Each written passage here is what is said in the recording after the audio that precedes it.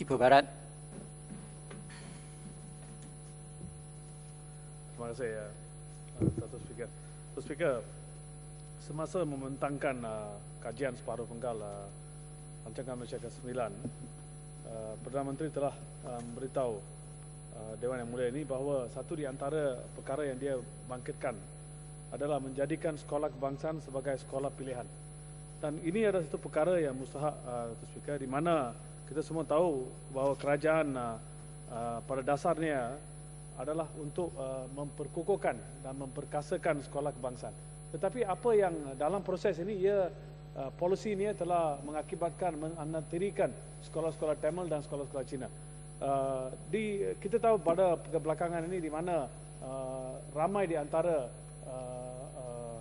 murid-murid keturunan Cina dan Tamil ingin mengikuti dan ingin meneruskan pelajaran mereka di sekolah Cina dan sekolah Tamil. Tetapi nampaknya kerajaan sangat kurang memberi perhatian dalam membina lebih sekolah baru, sekolah Cina dan sekolah Tamil. Dalam keadaan ini saya ingin tanya, apakah dasar kerajaan dalam pembinaan sekolah baru Cina dan sekolah Tamil dalam Rancangan Malaysia ke-9? Pada permulaan Rancangan Malaysia ke-9, kerajaan telah memberitahu, Perdana Menteri sendiri telah menjawab pada satu soalan yang saya bangkit pada 2 tahun dulu, di mana beliau telah mengatakan bahawa kerajaan akan membina pada beberapa sekolah Cina dan sekolah Tamil bergantung kepada kehendak dan demandnya. Tetapi kita semua tahu bahawa banyak murid-murid yang ingin melanjutkan pelajaran di sekolah Cina dan sekolah Tamil tidak dapat melanjutkan pelajaran mereka di sekolah-sekolah vernacular ini adalah kerana tidak ada cukup kelas-kelas darjah, tidak ada cukup sekolah untuk memberi tempat untuk mereka melanjutkan pelajaran di sekolah ibunda mereka. Dan apakah tindakan yang diambil supaya mengatasi masalah ini? Dan apakah yang telah dibuat dalam rancangan? Saya nampak dalam kajian separuh penggal RMK ke-9 tidak ada menyebut bahawa kerajaan akan membina sekolah baru Cina dan sekolah baru Tamil. Dan apakah pendirian mereka dalam hal ini?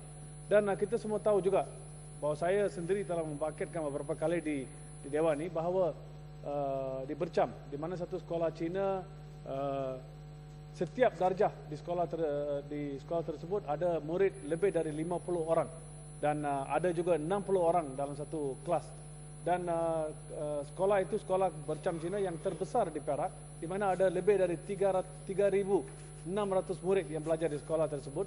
Dan ada satu tanah yang telah dikenal pasti, di mana telah dikaskan untuk pembinaan satu sekolah Cina baru.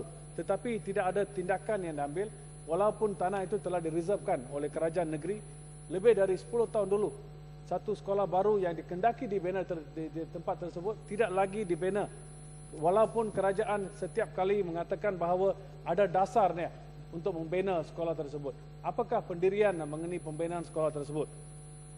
Selain dari itu, Datuk Speaker, ialah kekurangan guru-guru di sekolah-sekolah Tamil dan sekolah-sekolah Cina. Ini adalah satu yang kritikal. Walaupun bila kita baca kajian separuh penggal Rancangan Malaysia ke-9, kerajaan mengatakan bahawa lebih guru-guru Tamil dan guru-guru Mandarin akan ditempatkan di sekolah-sekolah nasional. Tetapi kita semua tahu, saya sendiri tahu bahawa saya diberitahu bahawa kekurangan guru-guru Tamil dan guru-guru Cina sangat kritikal di sekolah-sekolah kebangsaan, di mana ada murid-murid yang ingin mempelajar bahasa ibunda tetapi tidak ada guru-guru. Walaupun kerajaan sekerap kali mengatakan ada dasarnya untuk menetapkan guru-guru Tamil dan Cina di sekolah-sekolah ini. Apakah ini tidak diambil tindakan supaya perkara ini dapat diatasi? Saya lagi ingat 4 tahun dulu perkara ini telah dibangkitkan di Dewan Yang Mulia ini, dan kerajaan Kementerian Pendidikan telah mengatakan bahawa ada dasar, ada rancangan yang tertentu untuk membuat ubahsuai perkara ini dan supaya menetapkan lebih guru-guru Tamil dan Cina di sekolah-sekolah nasional. Tetapi sehingga sekarang mereka gagal, mereka cuai. Kenapa ia terjadi perkara macam ini?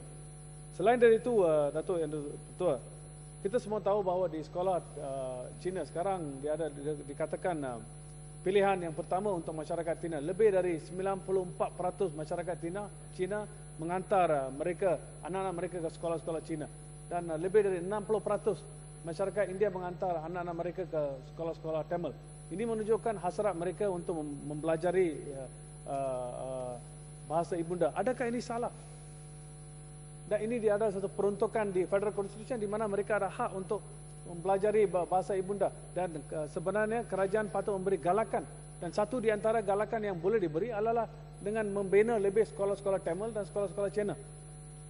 Betul dan betul. Selain dari itu, masalah yang rumit di negara ini adalah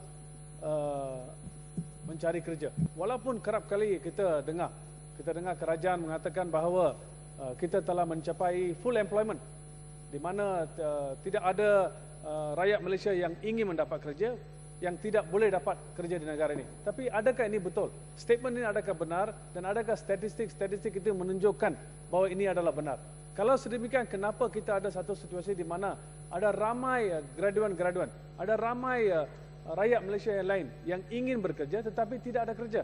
Kerap kali bila saya bangkitkan perkara ini di Dewan ini, kerajaan mengatakan mereka mendapat statistik ini dari Kementerian Human Resources dan mengatakan bahawa pekerja-pekerja yang ingin mendapat kerja yang telah berdaftar dengan pejabat buruh itulah di mana mereka dapat statistik. Tetapi kita semua tahu bahawa bukan semua orang yang ingin mendapat kerja mendaftar dengan Labor Department. Ini menjadi satu statistik yang mismatch, yang tidak benar. Yang betul adalah ramai di antara pekerja-pekerja yang tidak ada kerja, penganggur, tidak mendaftar dengan Labor Department. Dan ini adalah saya berpendapat adalah beribu-ribu orang. Dan sepatutnya kerajaan patut mengadakan satu dasar untuk menolong mereka. Kita patut adakan fund-fund yang tertentu memberi pertolongan kepada mereka.